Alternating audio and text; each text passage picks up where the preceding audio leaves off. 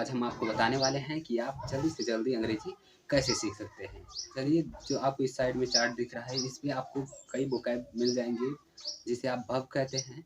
Verb को हिंदी में क्रिया बोलते हैं। अगर आप क्रिया को जल्दी से जल्दी याद कर लेते हैं और आपके सामने दिखने वाली सभी भी जितनी भी चीज़ें दिखती हैं आपको, अगर वो आप अंग्रेजी में देखना स्टार्ट कर दें, जैसे कि मैं जाता हूँ, इसको आप अंग्रेजी में सोचिए, यानी कि आई गोज़ होगा।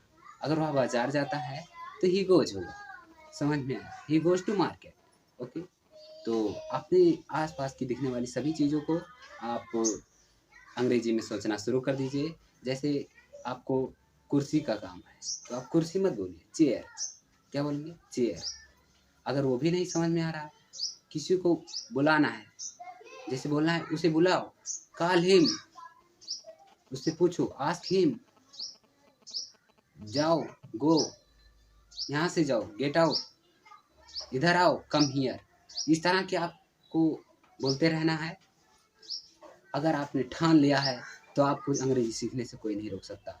तो क्या करिए, आप यहाँ जो चैनल दिख रहा है इसको सब्सक्राइब कर दीजिए और बेल आइकन